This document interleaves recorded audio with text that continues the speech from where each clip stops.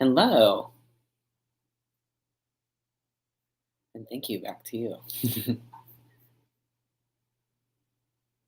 Hey everyone, I thought I would come on live today because I don't feel like packing.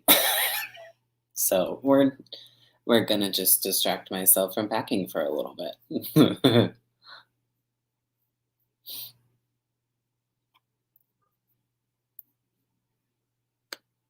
I don't think I've ever gone live on a Saturday evening before, so I'm interested to see how it goes. Hi, Carly. I miss you too. And hello. Packing really is the worst. We're moving on. Hello over there on YouTube. We're moving on Monday. But here's the thing. And I need to stop complaining. It just is what it is.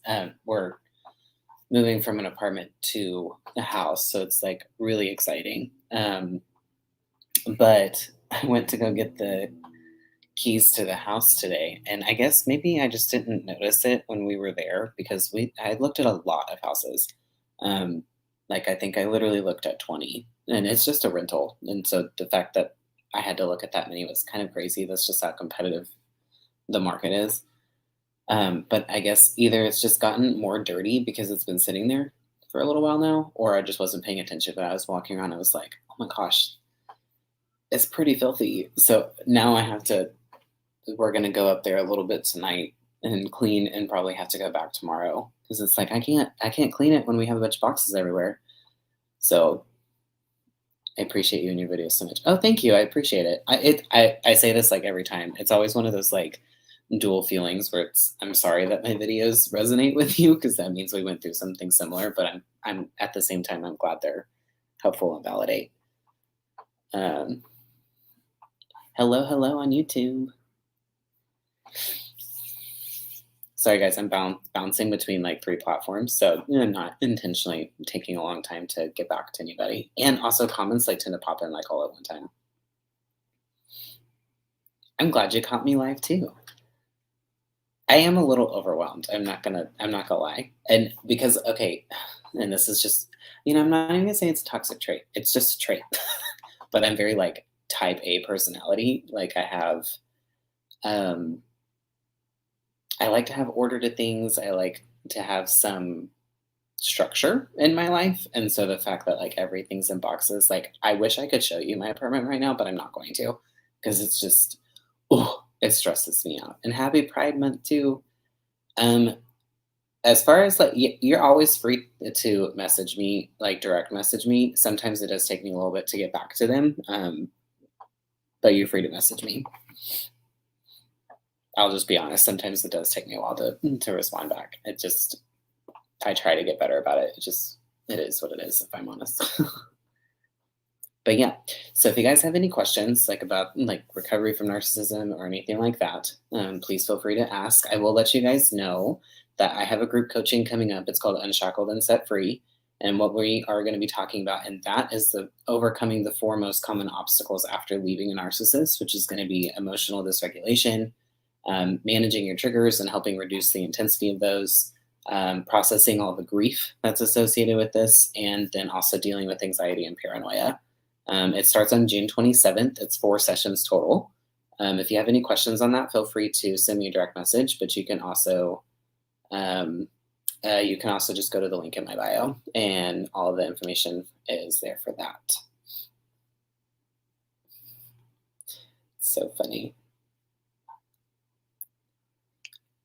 So much for being a health and wellness co-founder and coming over here and trolling on a live. That's hilarious. People are so freaking funny. Oh, I have a question over here on YouTube. So, does your ex ever try to contact you? No. I think well, now granted, like I've been out for this May was 3 years since I left. Um, and when I went no contact, I didn't say anything to him. I literally just like blocked him. And it took me a while to get there, by the way. If you don't know my story, it took me about probably about 5 months to actually build the strength to go no contact. So it definitely took a while. But he didn't contact me.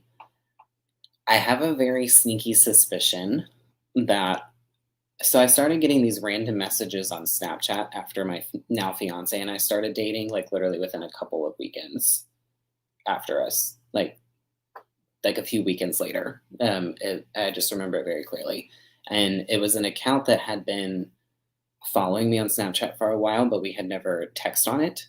So what was odd about it was that I recognized the name on it, but I knew we had never talked. Because, like, if I'm honest, when I was on Tinder and stuff, like, I had my Snapchat handle on it, so random people were adding me. It just was what it was. But when you've known somebody for a while, and especially when you text with somebody for a very long time, you know how they text. Like, you know what emojis they use, you know the language that they use, like all of that. And I started getting these weird messages from this particular Snapchat account. And I just had a gut feeling. I was like, I really think this is him. And so I said something that only he would have known what I was talking about. And I was pretty much blocked within 3 minutes after saying that text. And outside of that, if that was him, which I highly suspect it was, there's been no attempt at contact at all. Um, I think he knew I was close to that point, and that's the thing. Like he's like not, he wasn't completely done, but he was done. So that's a good question. I think I had some questions um, over here on TikTok too. Let me see.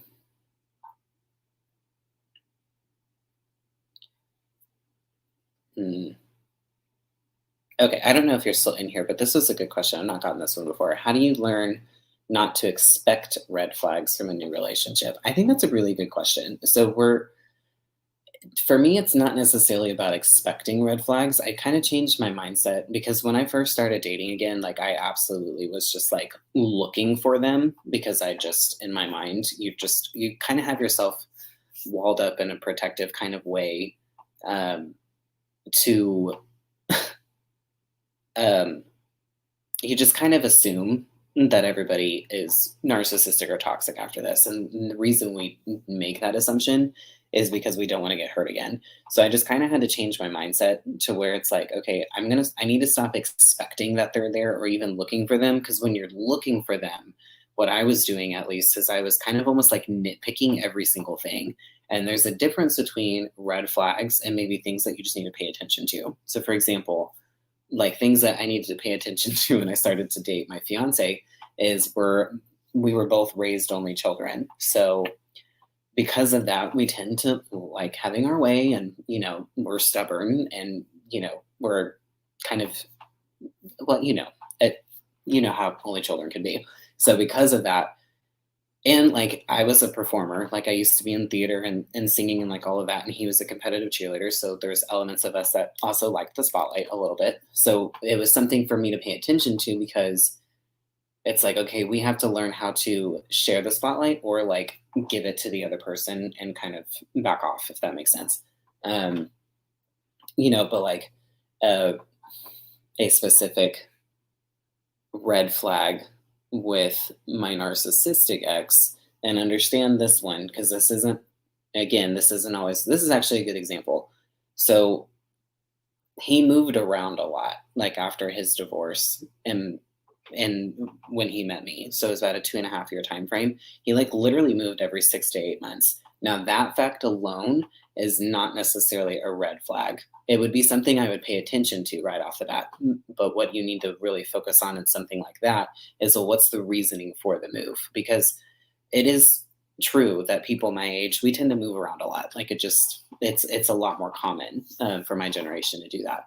But the reasoning behind the moves, there was always drama related to it. Like it was something went down at his work or something went down with his family or something went down with this person. Um, Hold on. Sorry. Okay, there we go. So there was just always some sort of drama that was revolved around the move. And it would be different if it was like, oh, there was better work opportunities or, I had no reason not to move. I just wanted to go try a new city. But for him, the reasoning was literally always related to drama. So that was a pretty big red flag. that I chose to ignore. So when you stop like looking for them and it's just more about I don't need to look for them because red flags reveal themselves like they do. And if we're honest with ourselves in these narcissistic relationships, we saw a lot of them from my dog's barking at my ice maker. Literally, that's what she's barking at the moment. Um, we saw them, we just, for whatever reason, had some sort of narrative or story in our head that outweighed the red flags. So instead of looking for them, just trust yourself enough and also just trust the fact red flags do reveal themselves. We just have to act upon them when we do recognize them.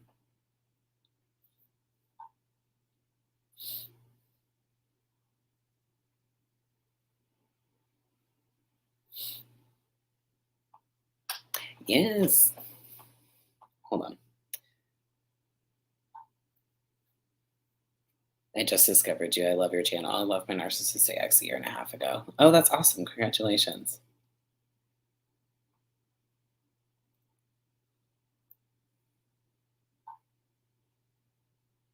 Yeah, another way of saying when you're looking for red flags is you're waiting for the shoe to drop. And honestly, there's sometimes like, and my fiance and I have been together over 2 years at this point. I still struggle with that sometimes. And it's not even necessarily because I think it's gonna happen. It's because I don't know, just there's just been so many things in my life that had happened where it's like I've had to teach myself to stop waiting for the shoe to drop because I do believe that what you focus on and what you think about and what you expect to happen, it will happen, even if it's done through a self-fulfilling prophecy. So it is hard. It's really difficult to not constantly be expecting that shoe to drop, but you just kind of have to look at it this way. When you work really hard on yourself and you put all this time in for healing and you really work on rebuilding yourself, you deserve the harvest. So you need to just enjoy the fact that you put all this sowing in and enjoy the harvest. And it's okay to just enjoy it.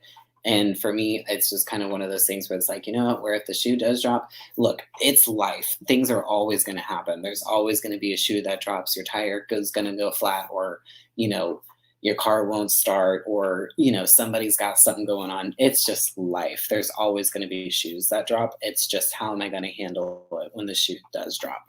But it is really hard to retrain and rewire.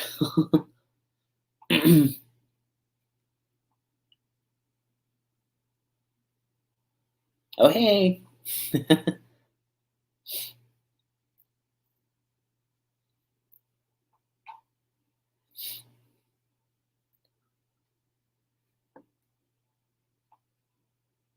Hmm, let's see. Hold on.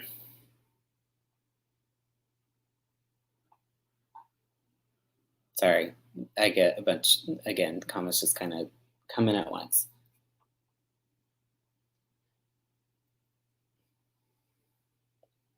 Unpacking the house. It's happy chaos. I'm so excited for you. I genuinely really am excited for you. So again, guys, sorry, while I'm waiting for more comments to come in, I'll just remind you guys. So I do have a group coaching that's coming up. It's starting June 27th.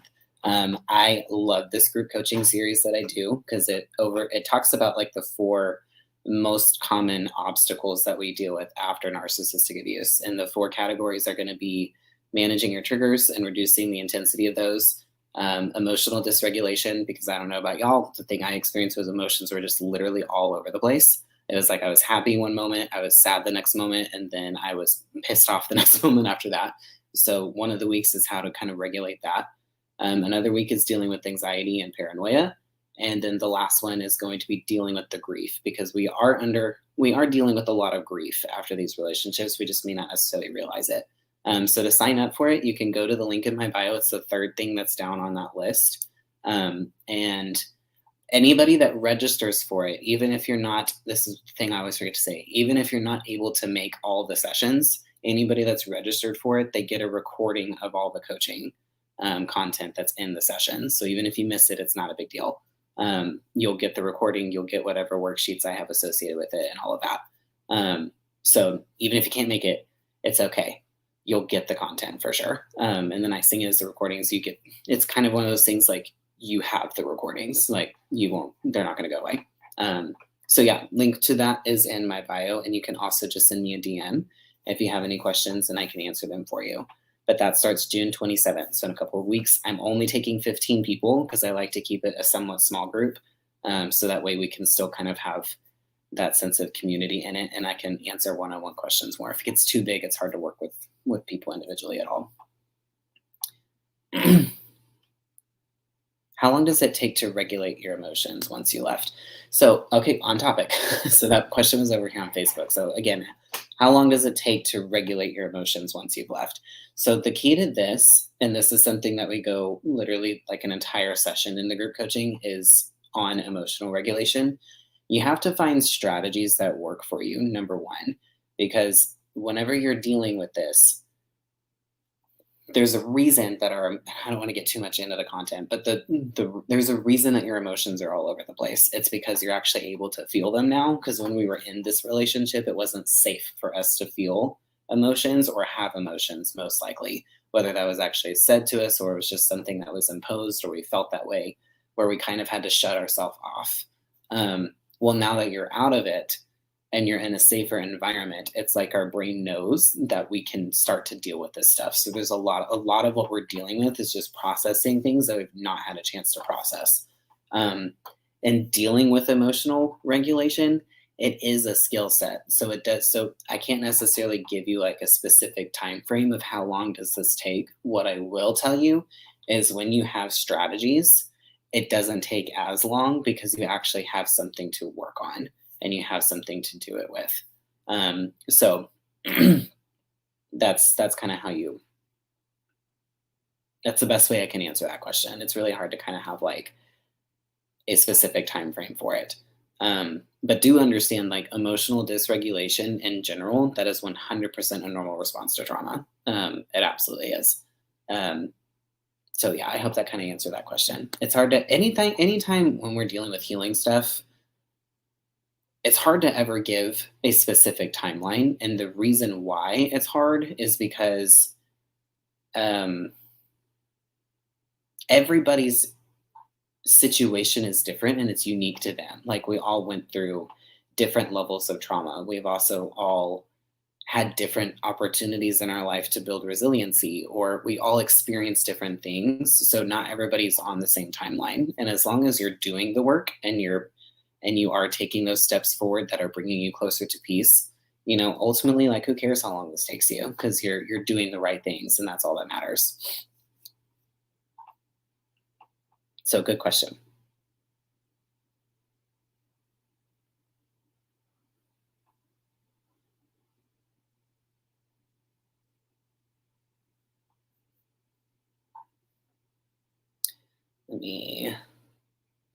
Sorry, I'm just checking, making sure I didn't miss any.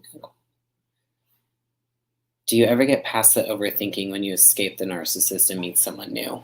Yes. So, but it's kind of the same thing with the dealing with like emotional regulation. And here's why. This is such a great question. So I posted a video on TikTok not long ago.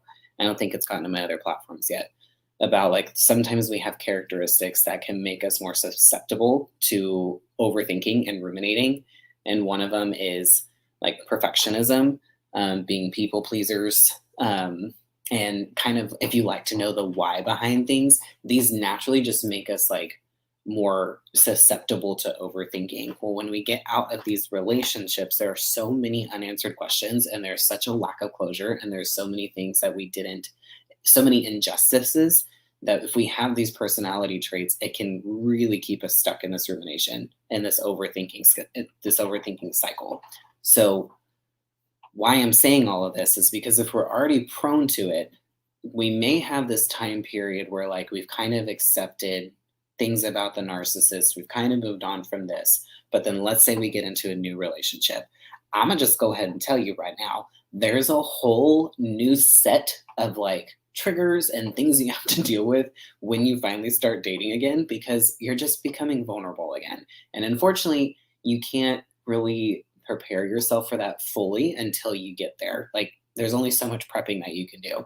So if we don't find ways to redirect our thoughts and learn how to settle down the chatter in our brain before we get there, we're going to get really disappointed. And hi, speaking from experience here, we're going to get really disappointed when we get into the relationship again because we're naturally going to be dealing with certain triggers in the relationship and it's going to trigger that overthinking process. So you need to build a skill set before you even get into that, or at least like start working on it at some point. Because again, if we're just naturally susceptible to this is always something we're going to deal with. And that's why like in the course that I wrote, ow, sorry, I went for a run today and my legs, I need to drink more water clearly because my legs keep cramping. Equally. That really hurt. My quad just cramped up. The things that happen on lives.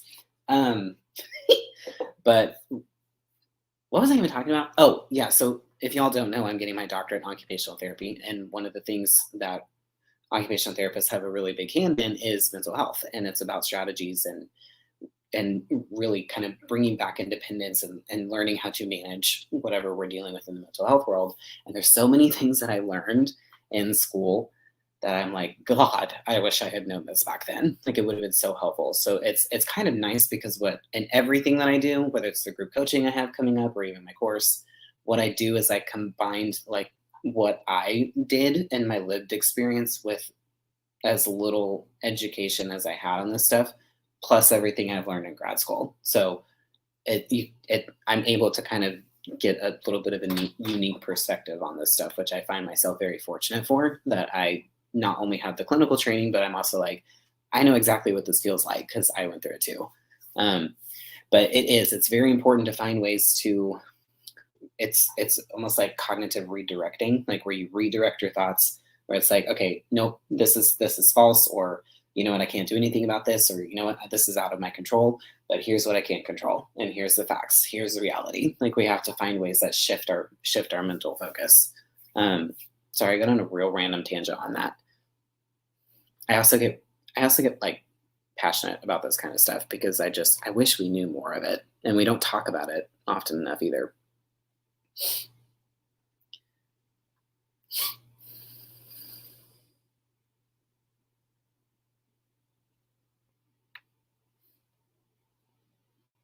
Mm-hmm. So what did I do to kind of clear my head through all of this? So there was a couple of things that worked for me. I will tell you one of the most like underrated things that you can do that actually helps with emotional regulation and that helps with like the ruminating thoughts was journaling. I would set aside a time every day to journal. Usually it was right before I went to bed. And the reason I did it before I went to bed was because in my mind, I didn't want to carry over anything I might have been struggling with that day. I looked at it as like a brain dump. I needed to dump it out of my head and onto a piece of paper. When I was in the heart of like breaking my trauma bond, I truly journaled every single day. And sometimes it was multiple times a day. Nowadays, I use it more as like an as needed tool that I've got. And so like if I'm really struggling like lately, and I know why, it's because of the move. Because even though when moves are good things, it's just a stressful thing. Like moving is never really fun. It's stressful. Even if it's good stress. Good stress is still stress. But I think because of the move, like literally for the last like 3 weeks, like I cannot go to sleep. Like I've been having horrible insomnia to where I'm not falling asleep till like 4 o'clock in the morning. Like you could, if you're, I wish y'all could ask members of my tribe. Like there's been times where I literally sent messages in our group chat at like 1:30 in the morning. And as I sent it, I'm like, you know what? Probably nobody else is up. I shouldn't be doing this. It's like so late. So I hope their phones aren't like going off at 1:30. But anyways, and I know it's just because of everything that's going on. So what I had to start doing again was I had to start journaling. I need to turn off the chatter in my head. I need to dump it out of my brain, put it onto a piece of paper. And there's no really right or wrong way to do it. I just write about how I feel. I write about what's on my head. Good, bad, and ugly. I write about it all. That one helped me tremendously. And when in the group coaching and stuff, I give like 10 different strategies that help with this kind of stuff. But that's one of the ones that actually helped really, really well with me. was journaling. It's so underrated.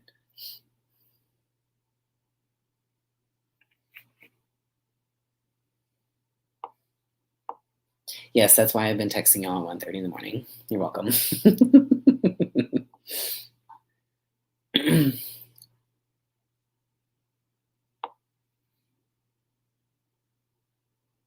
Oh, this is a really good question. This is over here on TikTok. So, did you deal with any physical symptoms or illnesses after you left due to stress? So, not really.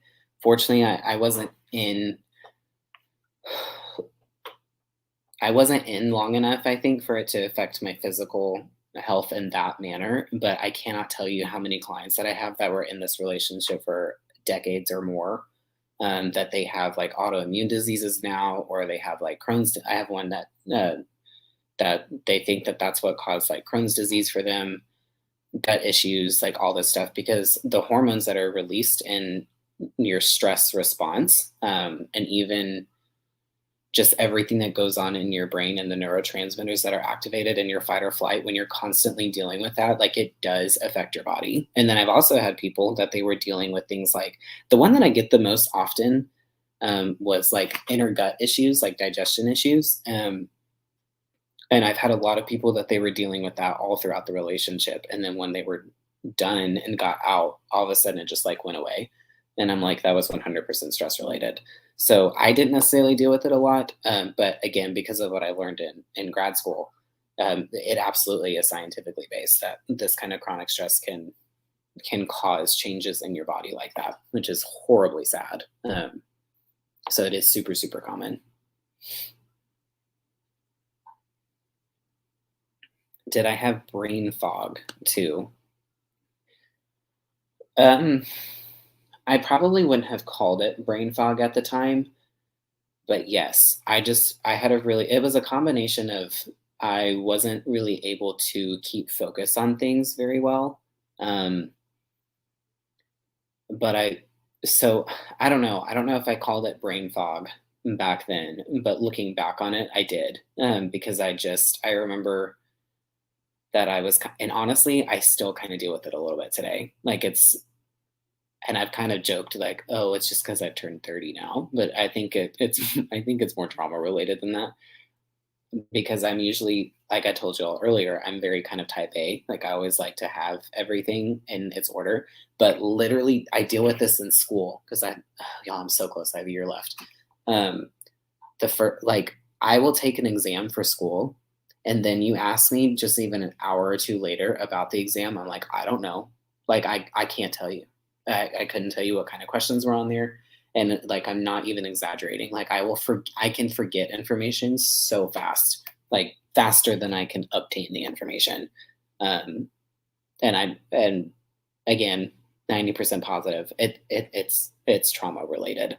Now, when I go back and look at it again, I remember more than I think that I do. But yeah, like I mean, it won't take long because I've had that happen where my fiance is like, "How was your test?" And I was like, "Oh, it was fine." And what was on it? I don't know. Like, I don't know. So yeah, I have dealt with that. I just didn't realize that that's what it was.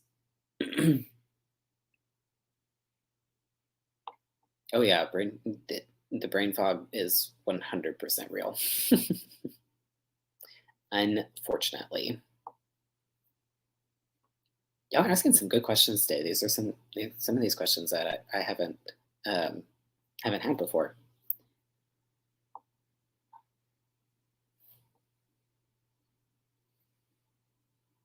Mm, I don't know if you're still on here, but someone asked a question of, oh, where'd it go? How do you deal with the narcissistic parent that you want to reconnect with?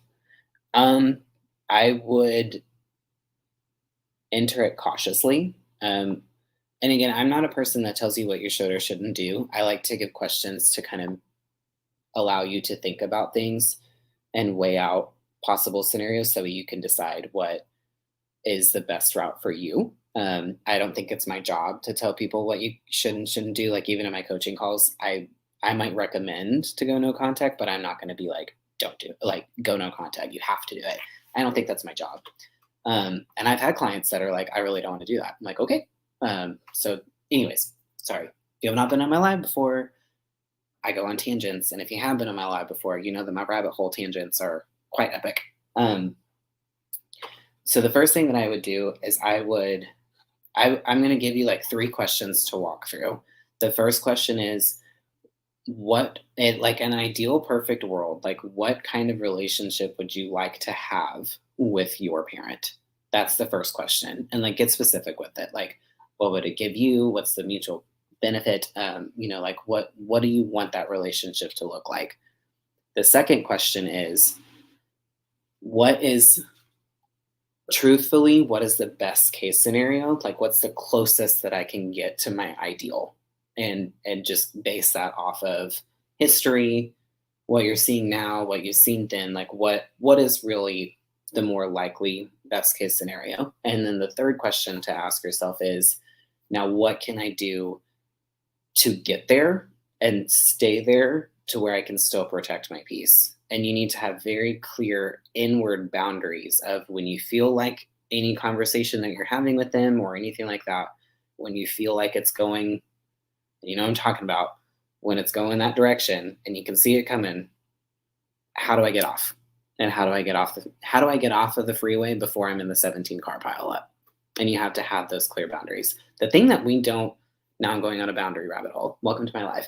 The thing about boundaries is sometimes we mistake boundaries as like almost like trying to fit someone else in a box. Like, and boundaries really have very little to do with other people and about really trying to change other people's behavior. Boundaries are about yourself, and they are about, what are my clear guidelines of what I will and will not accept from someone else. We cannot control what other people do, but we can control what, oh, that's cool. I got like a really cool little heart thing over on TikTok. I've not seen that before. Anyway, sorry. But what boundaries are about is, what are my clear guidelines of what I'm going to accept from people, what I'm going to allow into my life, and to where I just accept they are either going to honor them or they're not. We can't control what other people do, but we can control how we respond and what we do and do not tolerate. And we don't have to be ugly about it. We don't have to be mean about it, especially if we've already laid the boundaries. Like, you know what, we've had this conversation. You know that I'm not okay with this, so I'm going to exit, and maybe we can try again another day. That's really what boundaries are about. I hope that helped. And I know I went through that kind of fast, but hopefully that was helpful. But you just have to really ask yourself the questions and set very clear guidelines and boundaries and guidelines for yourself. Because you can't control what they do. Wish we could. That would be great, but unfortunately we cannot. Thank you. That's very sweet.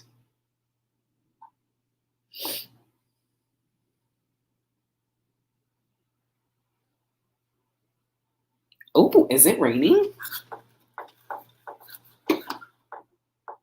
Y'all, it's raining while it's sunny outside right now. Oh my gosh, that's so bizarre. It's literally sunny outside and it's raining. Make a wish.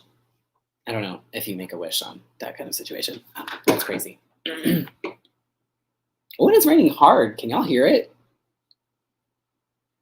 If they keep disrespecting your boundaries, then I would ask yourself, is this relationship causing me more harm than good in my relationship? Not in my relationship, in my life. Like, is this relationship bringing me more stress, or does it bring me closer to peace? One of the two. And if someone's continually dishonoring your boundaries, I can almost guarantee it's probably not bringing you more peace. It's probably causing, and now you're barking at the rain. Really, sweet girl? Like, come on now. I'm in Texas. We're supposed to be having like some pretty exciting weather the next couple of days. So, but yeah, if they keep disrespecting your boundaries, if they don't respect your boundaries, they don't respect you. Plain and simple. Because I don't have to understand why someone has the boundaries that they do. It's not my job. Like, the boundaries are for them. and for their inner peace. And it's not my job to understand it, but if I respect the person, it's my job to honor them. And if I don't feel like I'm in a position where, for whatever reason, I can't honor them, then I need to remove myself from the situation. It's just called mutual respect. So if they don't respect your boundaries, they don't respect you. It's pretty simple. No rain yet on your side of town. I saw it was pretty. It was south about like 2 hours ago, but apparently she's here now. At least I'm over here. That's crazy. It's still so sunny outside, and it is like raining and thundering. That's hilarious. Oh, okay. I wanted to tell you really quick. So, if you're in recovery from narcissistic abuse from your father, please make sure that you are following Catherine Kleis, Catherine with a K, and it's Kleis. She is a daughter of a narcissist, and she talks about it quite a bit. One of my favorite people on this planet. So please make sure that you are following her.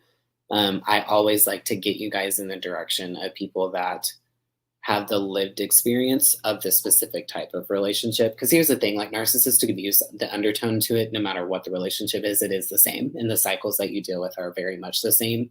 But I think it's just very powerful when you can hear other people that have the same experience that you do. Because it is, y'all hear it?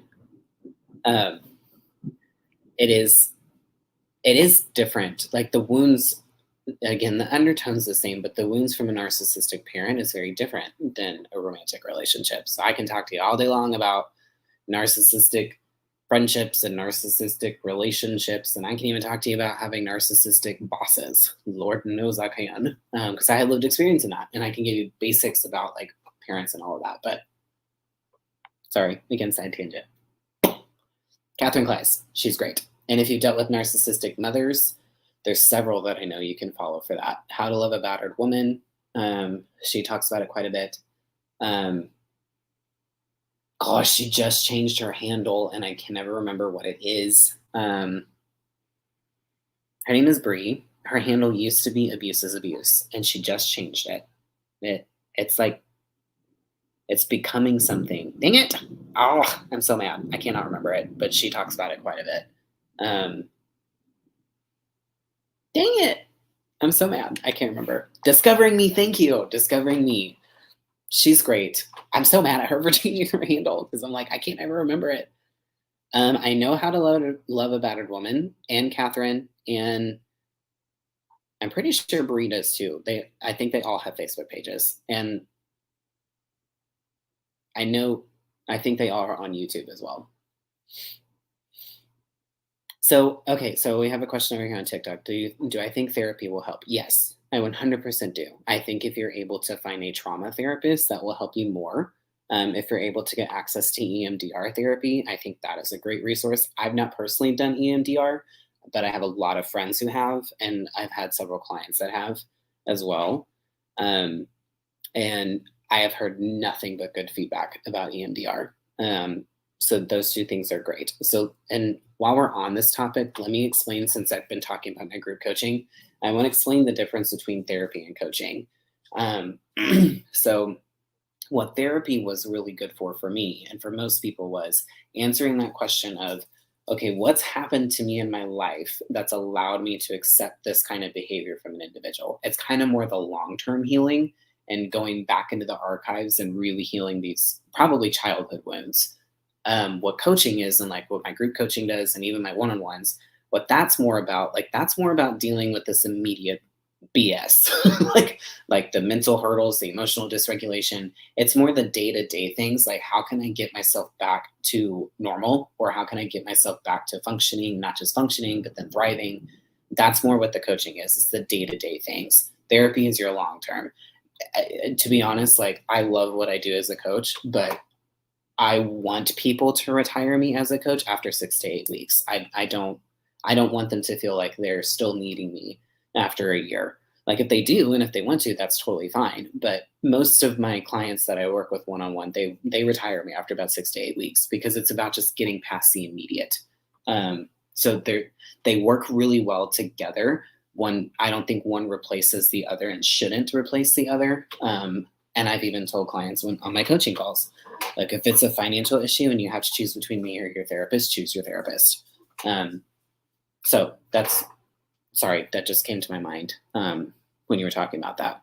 So again, on the subject, my group coaching is starting in June 27th. It's called Unshackled and Set Free. It's overcoming the 4 most common struggles after narcissistic abuse, which is emotional dysregulation, your emotions just being all over the place, learning how to settle that down, managing your triggers and helping reduce the intensity of those. That one's my favorite. Um, Processing the grief, because there's a tremendous amount of grief after narcissistic abuse, and then anxiety and paranoia. So we go through each one of those. It's 4 sessions total. Even if you can't make the sessions in person, you will get recordings of the coaching content. So if you register, you get the stuff. That's all that matters. And the link to register for that is in my bio. It's the 3rd thing down, or you can send me a direct message and I can answer any questions you've got.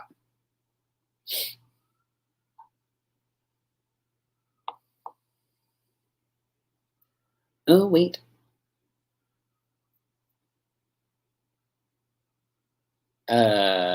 In reference to, so someone asked, how do I know all of this? Valid question. Number one, I have lived experience. I've dealt with, well, the catalyst, the relationship that was the catalyst to me learning about all of this really was a romantic relationship. It was actually my first same-sex partner. And then when I started to learn, and so it took me on a journey of self-study, where I just started to learn more about. I'll tell you the first thing I ever saw that made me go like, oh, this makes sense.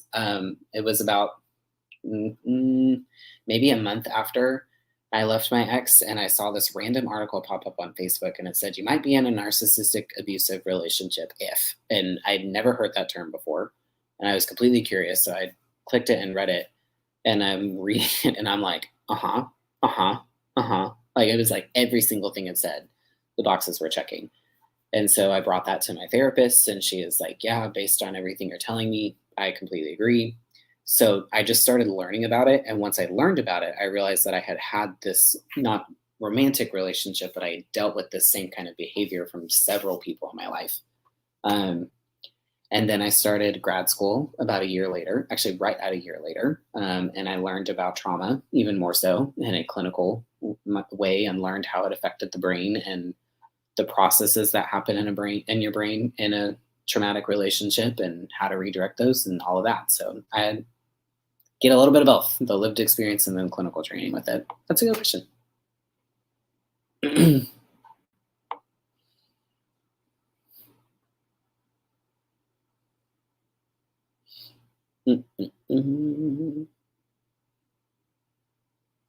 Any questions over on Facebook and YouTube as well? Don't be shy. You've literally changed my perspective and shine light in the darkest places. That is so sweet. Thank you. Oh my gosh. Okay, someone said I'm nervous to try it. Are you talking about therapy or EMDR or both? I can't really give you a perspective on EMDR. Someone up here commented that they're about to start it. Both. I can tell you about if therapy is scary. It just is, because not only are you voluntarily becoming vulnerable, you're paying someone to become vulnerable with them. Kind of a weird way to think about it, but it's true. It is nerve wracking. I mean, there's no way to sugarcoat it. It is nerve wracking, because if we're going to therapy and doing the work, we're going to talk about things that are very difficult to talk about. So it's okay to be nervous. Here's the way to think about it. It's kind of like, honestly, like, what do I have to lose by trying it? Like, if it doesn't work, I'm in no different position than I'm in right now. That's just kind of, now I've been going to therapy. Let's see, my oldest son is 9. I've been going to my therapist off and on for probably 6 years at this point. That sounds about right. I'm very pro therapy, but it was a big step to start taking it. And I was also avoiding dealing with a lot of the pain that I was dealing with just in general at the time. And I wasn't even going through all this yet. So it is hard. So it's okay.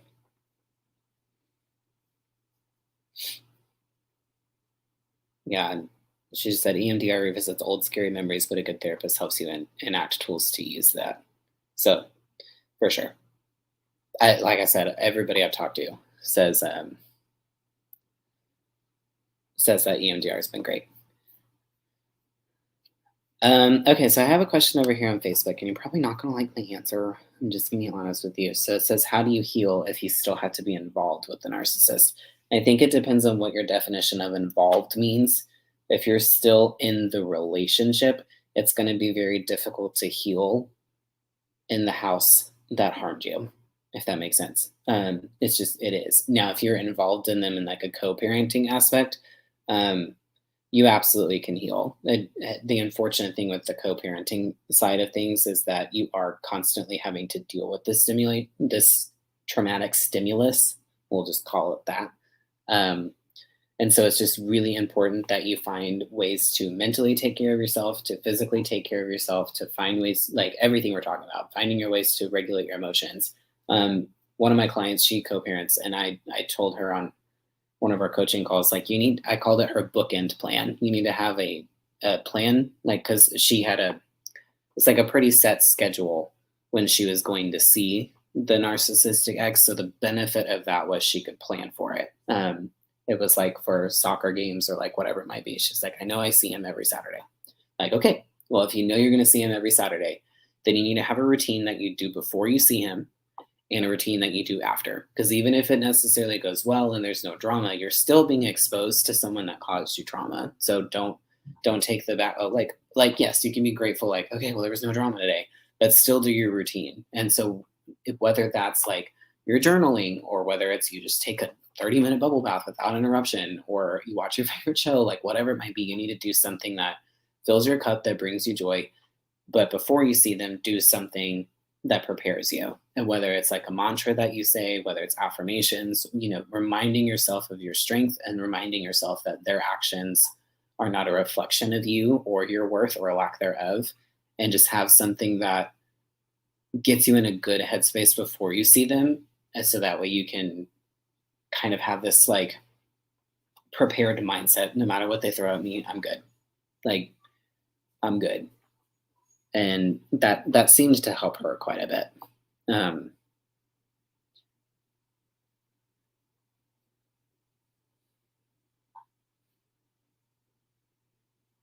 Okay, sorry, I just had a bunch of comments hit on TikTok at one time. I don't even know where I left off.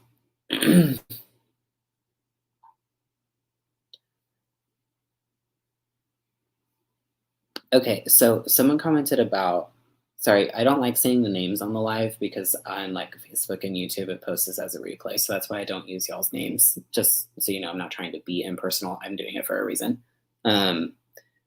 So your video's been popping up on my FYP again at a good time. I feel myself not trusting my new partner because of little things that remind me of my narc. Are you talking about like things that they're doing, like their actions kind of remind you of the narc, or is it almost like personality traits? Like they're both like outgoing, or they're both like have blonde hair, or whatever. Like, can you clarify on that part? Because depending on what it is how I answer that question.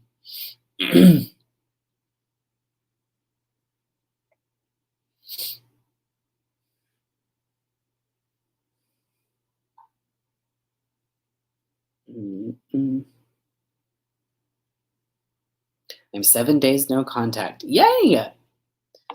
You left for the new supply. I'm homeless now and struggling really bad. Well, I'm excited that you're taking that step for no contact because that's a very difficult step to take.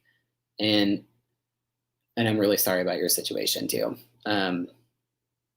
What I can tell you, and I know this is probably very cliche, this is the hardest part and this is the scariest part. Like where you're at right now is the scariest part of this whole thing. And I know you may not necessarily see it today and in this moment, but what I'm going to encourage you with is when you do get through this and you do get on the other side, what you will be able to look back on and see is that your hardest day without them is better than your best day with them. 100%, hands down. And the other thing to remember too is this journey is hard either way. It's hard if we stay with them or if we go back, and it's hard if we leave them.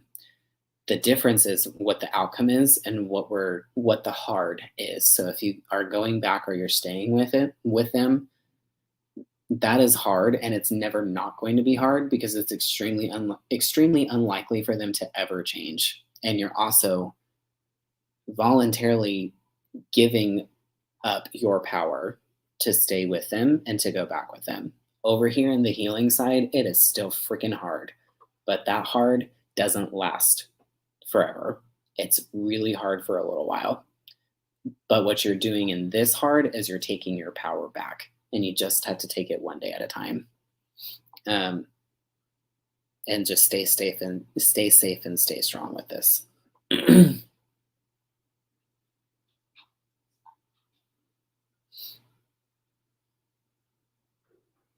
Behavior, like lately she's been quick to get annoyed with me. He doesn't talk to me as frequently, but on socials more frequently. So that kind of stuff, like, I think the first thing with that is to find a way to communicate that with them. Like, this is just some, like, in a non-accusatory way. Like, hey, I just want to talk to you about something. I've noticed that this is coming up, or this is how I have felt. It just comes across like you've been more annoyed, or whatever it might be. However you want to, just find a way to communicate it to where it's not accusatory, and you're just bringing it to their attention, so that way you can resolve the issue.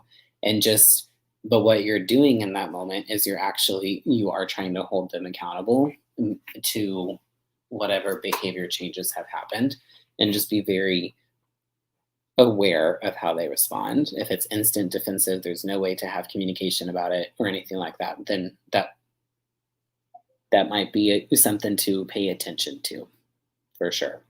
Like yesterday, I'll be totally honest with you. My fiance and I, we're both very stubborn,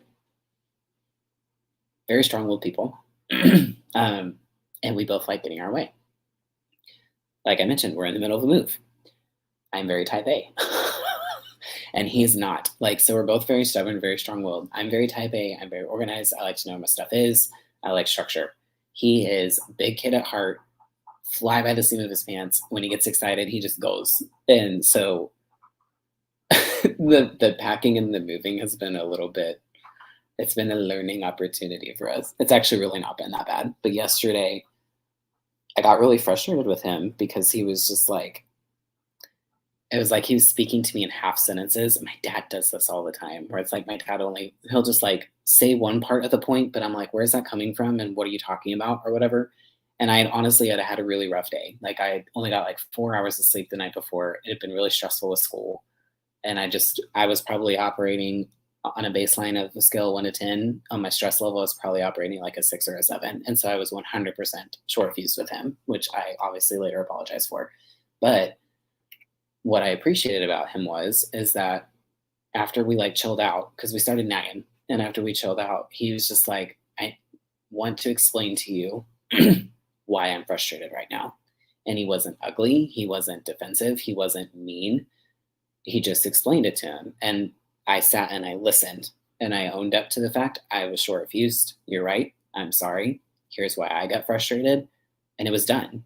And what I love about this kind of conflict resolution is anytime that I had conflict with my narcissistic ex, first of all, it was never really resolved. I was either stonewalled, or I was blamed, or I just stopped talking just to get it to stop.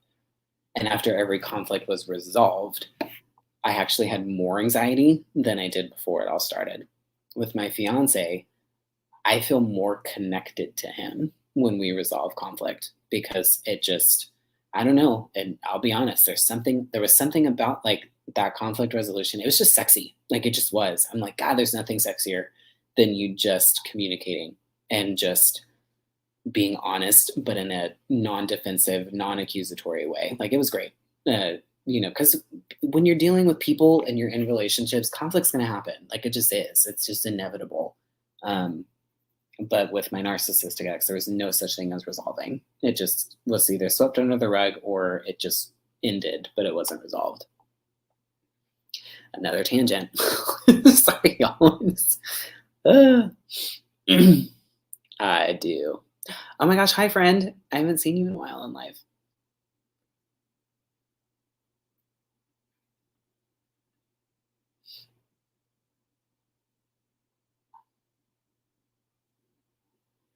Sorry, I'm just checking on comments because I'll go onto a tangent and not realize what I'm not even see what's coming through.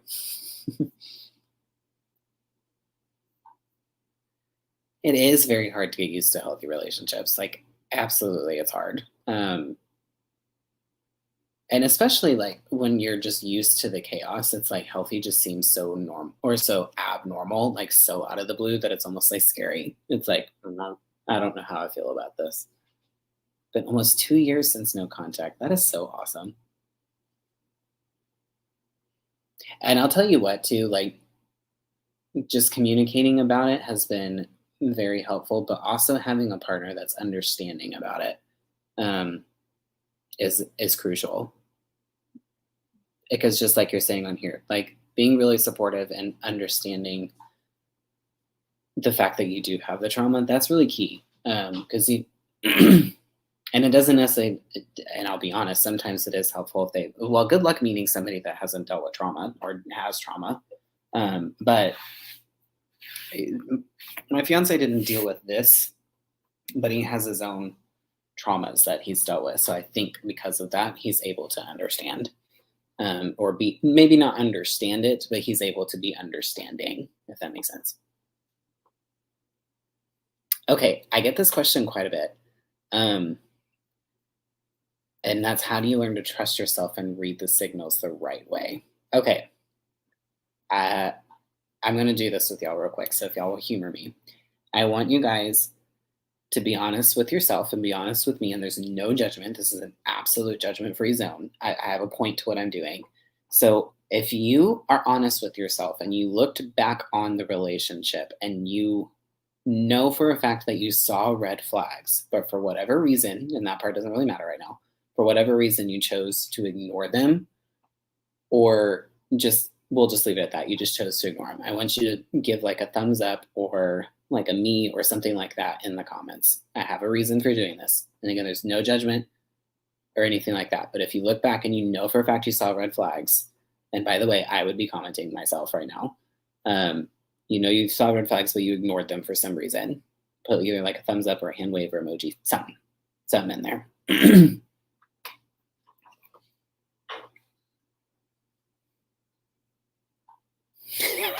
I like this one over here on Facebook because this is how I feel when I think about it. Like, yep, that face right there.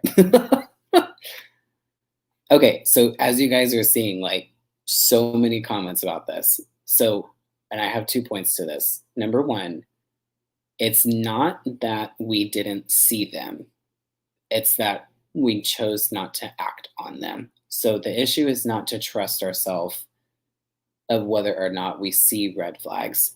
We already have the capability of seeing. We just proved it to ourselves. I know that we do. Like I can do it, but what the thing we have to learn is I need to value myself enough to listen to the red flags over whatever narrative I'm telling myself.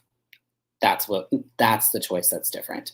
Now, when it comes to recognizing the good signs and trying to read potential good ones, it's we have to be a little bit careful with this because what I was doing is I was ignoring the red flags and creating these fantasy good signs in my brain or trying to redirect a red flag into a good signal or into a good thing. It's like, oh, well, he moved around a lot, but that's not a big deal. Like, or whatever. And I can't really think of a good example off the top of my head, but I was almost validating his story more than what I was actually seeing, if that makes sense. And justifying whatever story he was telling me. And also,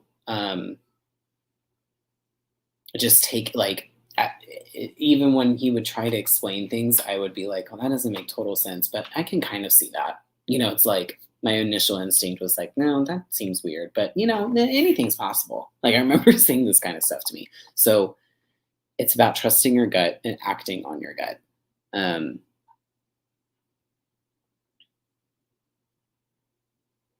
I guess I'm confused on this one, and I'm sorry. It's just because I've been talking for a while.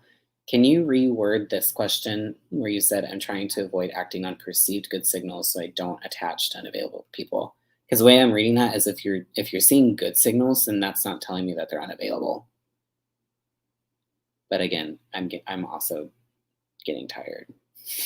So if you can try to reword that, I'll try to help with that.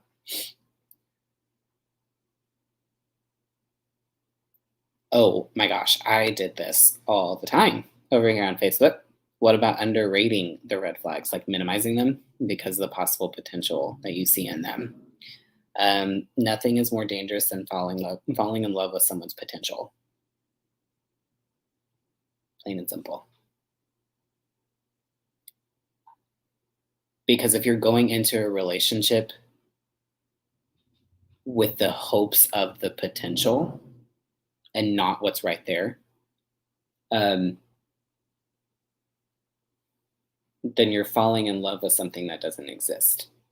Because potential doesn't exist in the reality, it's in the abyss. It's like it's there. I know that this person can do better, but they're not for whatever reason. All of our narcissistic exes had potential. There was something in them that was like, oh my gosh, like with mine, very charismatic, can light up a room. When he walked into it, well, this is what I thought. Looking back on it, he just sucked the oxygen out of the room. But he did. He was very charismatic. He could be funny. Didn't necessarily know when to stop the joke. But do you see what I'm doing? It's like what I was telling myself. He's charismatic. He lights up a room. He's funny. He's this. But I wasn't paying attention to like, he doesn't know when to stop a joke. He just keeps going until I get pissed off. And then it's not funny anymore. And it's then my fault because he took it too far. When I told him, okay, that's enough. And he kept going. But I would tell people, oh, he's so funny. Or he lights up a room. He didn't light up a room. He stole the oxygen out of a room and made it all about himself to where I had to always go into a box. But he's charismatic. Like, this is what I would do. I was always convincing myself of the potential that was there and not what was actually going on in front of me. It's very dangerous. Oh yeah, and monopolize all the conversations because it is always about them. That was 100% him. I would say things like, "Oh, he's a hard worker," which was true. But one of the reasons that he worked so hard in the house was because I always did it wrong, and so he told me to stop doing it, and then held it over my head that he had to clean the house all the time. And it's like, well, you told me that I always did it wrong and to stop doing it, and it was a de-stressor for you. So you know what I'm saying? Like, there was always a backstory to every potential or every story in general, really. Oh, okay.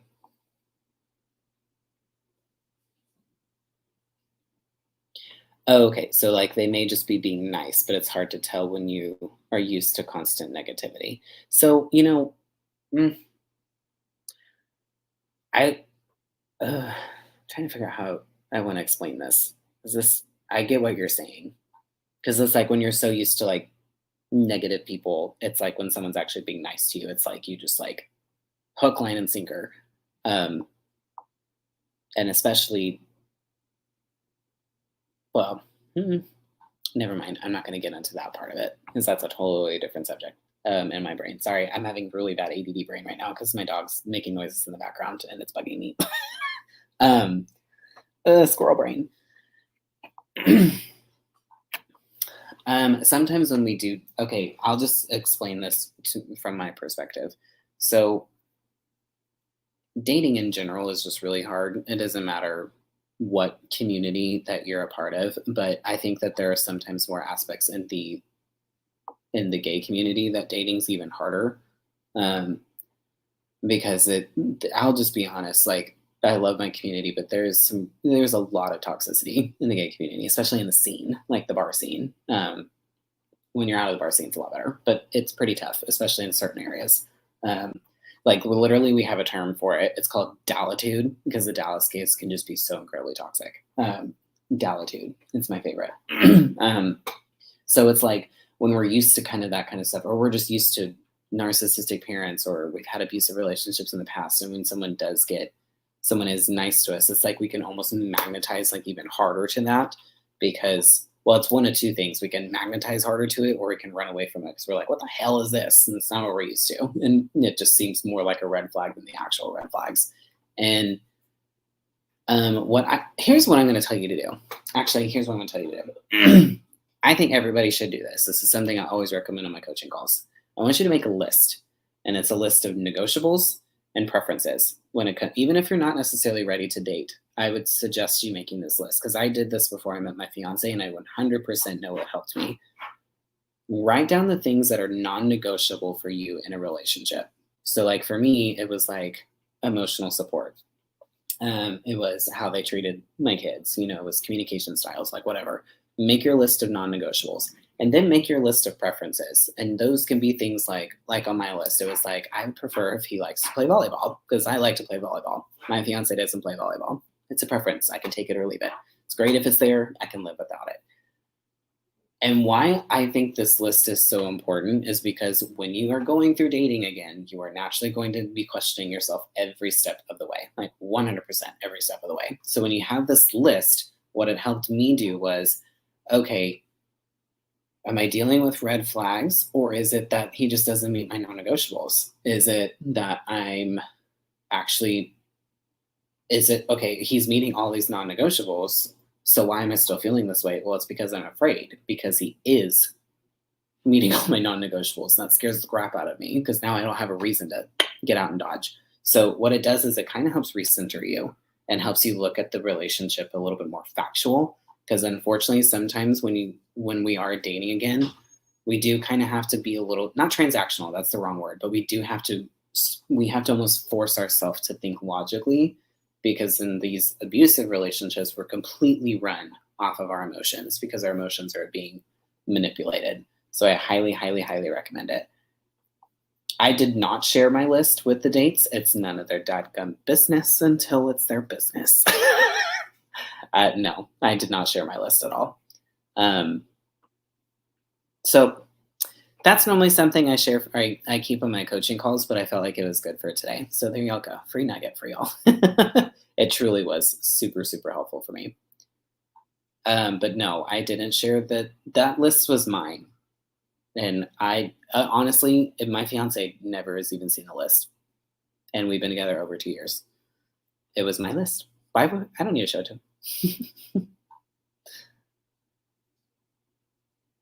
him. How long should you wait to date again? I cannot answer that question for you. I can't. There's no specific timeline. It's just whenever you will know. I'll tell you this, you will know when you're ready, but you will also, more importantly, you'll know when you're not. And there will be times maybe when you do think you're ready and you get out there and you try and you realize, nope, I'm not ready. And that's okay. Just whatever you do, don't let other people try to rush you into it, like your friends or family, because they're trying to be supportive and trying to be nice. And they say the things like, oh, the best way to get over a man is to get under another one. Maybe not, like take your time. And just don't let people convince you that you should be doing it. You'll know when you're ready. And you know what? So, okay, so you showed the list and then they ended up mirroring everything. And it's just exactly, it is okay. That's, it will, and I don't necessarily want to use the word mistake right now. It was just something that you learned. It's sometimes like we get so excited about the potential where a relationship is going that we accidentally start sharing too much too soon. And that makes us more vulnerable than we need to be, if that makes sense. Okay.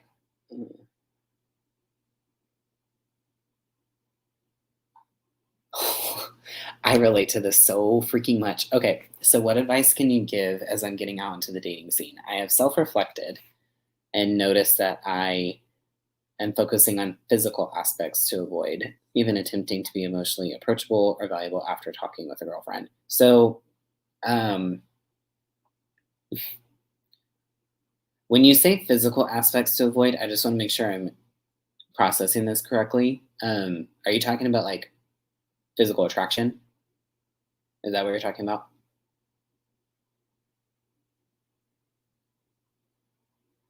Let me see while I'm waiting. I'll come back over here too. Okay, so I'm gonna just go ahead and talk about this while I'm waiting for that. Because we're talking a lot about like the dating afterwards. I just want to talk about one more time about like the group coaching really fast, because so if you're coming on later, I have a group coaching coming up. It's on June 27th. It's called Unshackled and Set Free. And we're going over how to overcome the four most common struggles after narcissistic abuse. And it's emotional dysregulation, managing your triggers, and reducing the intensity of those, paranoia and anxiety, and then also processing the grief. How this actually can relate into dating again is because, especially with things like emotional dysregulation and triggers, the grief, like all of these things, but especially the emotional regulation and the triggers and the anxiety, those three for sure. We have to have processes and strategies that we're able to use before we even get into these relationships again. Because what we don't realize happens is there's a whole new set of triggers that we deal with in a new relationship or even new friendships and just getting ourselves back out there again. And especially if we're dealing with this anxiety and overthinking, just because it kind of goes that way because we've reached a level of acceptance about our narcissistic abuser, I promise you, if we haven't figured out a way to actually learn to start redirecting our thoughts, telling ourselves what I call our truth narrative, if we've not figured all of that out, I promise you, when you get into a relationship, it's all going to start up again. It's just going to be about the relationship, like questioning every good thing that they do, constantly thinking that the shoe's going to drop, like overthinking every aspect. The reason why I can promise you is because I went through it. And so it's really, really important that we learn these strategies first before we take that step. So if you are interested in that, like I said, it starts June 27th. It's 4 sessions total. And I just went blank again. I'm sorry. My dog keeps distracting me. It's 4 sessions total. Even if you're not able to make the sessions live, you'll get recordings of them. So either way, you'll get the content that you're paying for. There's also worksheets that I give and that kind of stuff throughout it. I love this group coaching series that I do. So if you have questions about it, feel free to direct message me, but you can also go to the link in my bio. It's the 3rd thing down. It's called Unshackled and Set Free. If you go to that, it has a bunch of information on it too. Okay, so if you are focusing more, if you are focusing on more like the physical aspects of things, part of the past relationship, hold on, I'm sorry. Duchess, can you please stop? You're being obnoxious. I love you, but good Lord, just stop. Stop. Ain't nothing going on. She's so ornery. So if the relationship had a big hit on like your self-esteem when it came to physical aspects, I think that that's very, very common because a lot of us get very critiqued in these relationships. I sure did. Some of the things that he said, I can't even, it's hard for me to even repeat them because they're just so horrible. But here's the thing I would encourage you to work on first. I really encourage you to go back. This is actually something we work on in the managing triggers part in my group coaching, but it's to go back and to figure out what's the story that you're telling yourself about yourself and find out, like, when you look in the mirror, what do I really see? And like, this is what we do on the coaching call. I have them turn their cameras off and give them like 5 questions to work through so we can rewrite this narrative. But you need to figure out what the story is that you're telling yourself about yourself. Because if you don't have a story that values and respects and loves yourself, it's going to be very hard for you to accept something from someone else that you're not giving yourself. And so it's crucial that you start telling yourself a better story about yourself and that your worth is not defined by outside sources. It's defined by how you see and you view yourself. And I'm 100% speaking from experience on that because self-worth is something I've struggled with since I was 12. I mean, I didn't know that that's what it was when I was 12. That's exactly what it is. I missed the last session. I hope to get the recording soon. Yes, it's funny you say that. That is on my list of things to do today is to edit that recording and send it out. So yeah, the last one was the grief one. That one's a little heavy just because grief's a heavy topic, but it's a good one.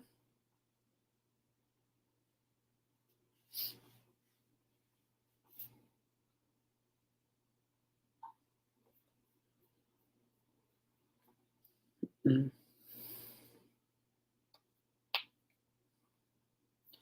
Okay, guys, I'm gonna give it like 10 more minutes because I really need to go back to packing and go, which is not what I want to do. I'd much rather stay on here, but y'all just see how my entire body just like slunked down when I said I need to start packing again.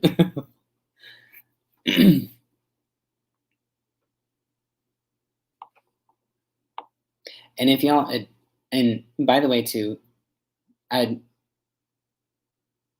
I know that I've been talking about like the group coaching a lot more, or a lot right now. But just in case, I have I do have something that's called Trey's Tribe. It's a coaching community, and it's something that I've been doing since April, and I just reopened the registration for this. And what it is we do kind of well, we kind of have like a system where you get exclusive lives with me. You get exclusive, like one of my favorite ones is called, I call it speed coaching. It's where like everybody has like 5 to 10 minutes with me on the speed coaching, and we work through something together. And it's a safe space for survivors to connect with other people, but also get the kind of content like this, where it is the how to's, like how do you move forward? How do you deal with this? How do you process this? How do you retrain this and that? That's all that the content is. And you can't find it anywhere outside of the tribe. I just opened the registration for that. And if you have questions on that, or if you'd be interested in it, feel free to direct message me. The tribe is like probably my favorite thing that I do, just because it's really based on community, um, and it's about the how tos, because a lot of what we get out here on social media is the what, like the what is love bombing, what, and I do it too. Like, what is love bombing? What's cognitive dissonance? What's this? What's that? And it's not a lot about the how to parts. But like my members are able to direct message me and ask me questions and like all of that. So it's a lot more personal, and it is a little bit more affordable than like my one-on-one calls too. You also get discounts for one-on-one calls and my course and all of that in it. There's a whole bunch of stuff.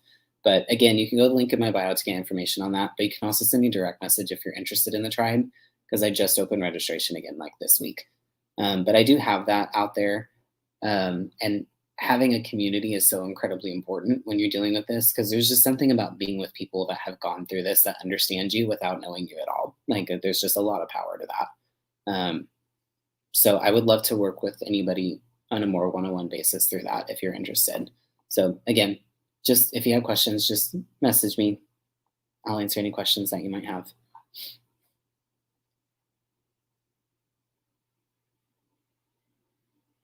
Okay.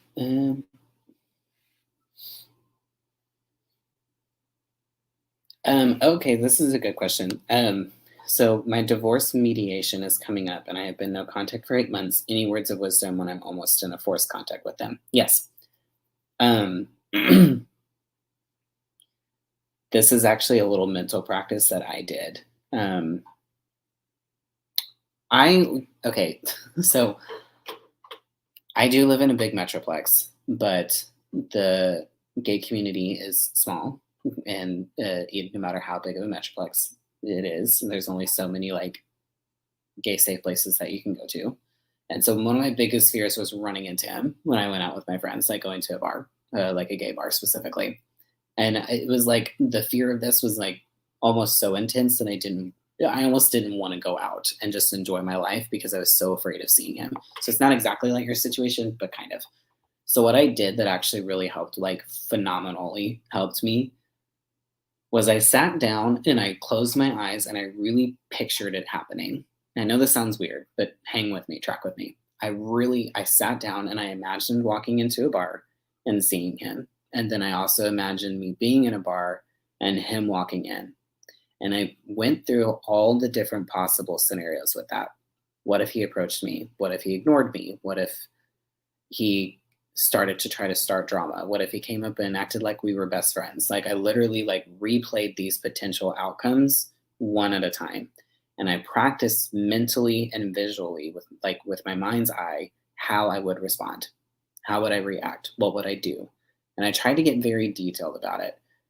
And because here's the thing, like, even though we don't necessarily know who our narcissistic ex is as a true blue person, we know their tendencies and we know their patterns because we've lived with it long enough.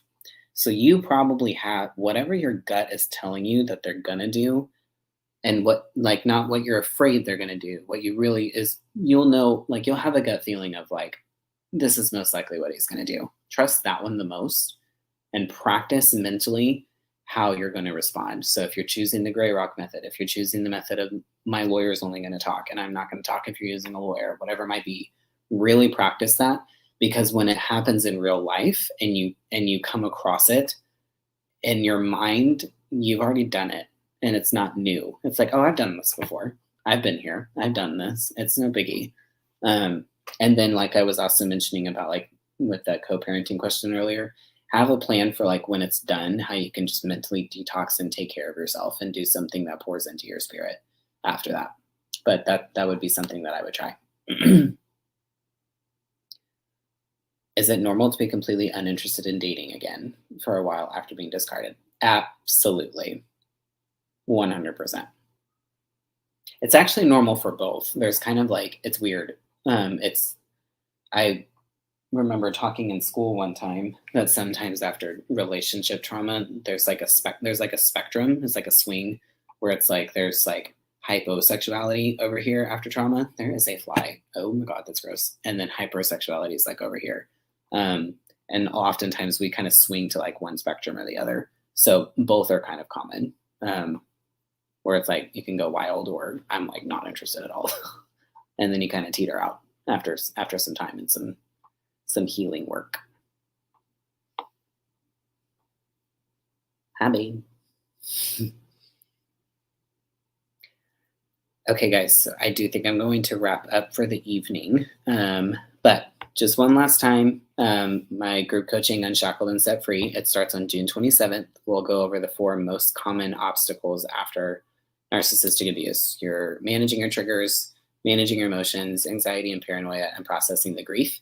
All people that register, regardless if you're able to make all the sessions or not, you do get copies of a recording or any worksheets that I do, all the exercises that I do on the call. You get recordings and copies of all of that. So even if you can't make it, it's okay. You'll still get the content that you need. I'm only taking a max of 15 people just so I can try to keep the group kind of small, because that way it can still allow me to answer questions or work one-on-one for that. The price for it, just in case you're curious on it, it's $80, and that gives you all 4 sessions, so it makes it $20 a piece, or you can split it up into 3 payments of $40, which makes it $30 a session. So that is what I have going on currently right now. I'm excited to start the next session. We just finished our last one and it was awesome. And I'm not wanting to go pack, but I really need to, so I need to hop off of here. But thank you guys for coming on here and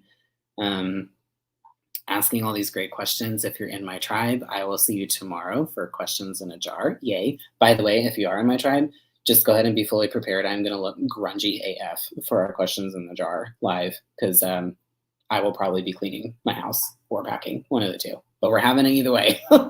But thank you guys for your questions and just for all of your continued support. And I just love this community so much. And it truly is an honor to be a part of your healing journey, even if it's the only part that I play is just you watching my videos and being on my lives. So it's a very big honor for me. So y'all have a great rest of your Saturday evening. Stay safe this weekend. And just stay safe, stay strong, and stay balanced. Love you guys. Y'all have a great night.